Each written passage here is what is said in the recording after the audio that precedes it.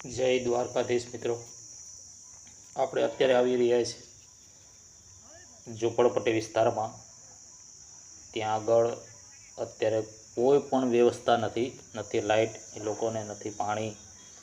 પણ આવી ઝૂંપડપટ્ટી વિસ્તારમાં અત્યારે જીવન જીવી રહ્યા છે. લગભગ અંદાજે 40 થી 41 ડિગ્રી તાપમાનની વચ્ચે આ લોકો જીવી રહ્યા છે.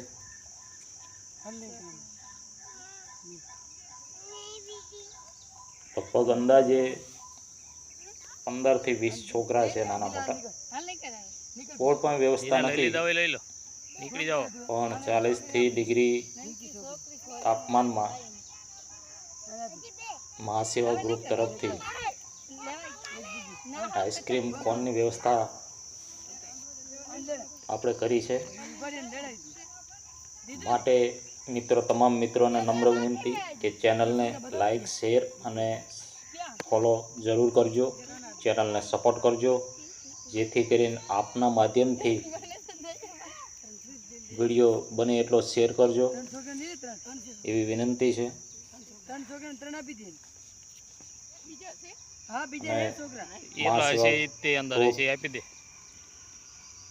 સેવામાં કરી રહ્યું છે, તો માટે આપ પણ બને એટલો સાથ અને સહકાર સપોર્ટ કરજો. આપ જોઈ શકો છો, આપનું એક નાનું એવું યોગદાન કોઈના જીવનની અંદર ખુશી લાવી શકે છે. માટે દરેક મિત્રોને નમ્ર વિનંતી કે બને એટલો સપોર્ટ કરજો.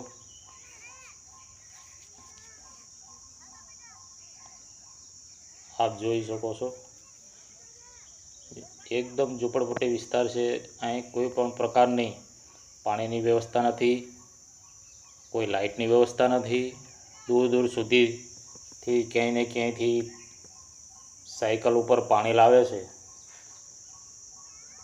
તો અત્યારે મહાસેવા ગ્રુપની ટીમ ત્યાં આગળ પહોંચીને બને એટલી બાળકોના જીવનની અંદર ખુશી આવે એવો જરૂર પ્રયત્ન કર્યો. એકદમ બાળકો ખુશ થઈ ગયા. તો બને એટલી ચેનલને સાથ અને સહકાર આપવા વિનંતી. ચેનલને સપોર્ટ કરજો.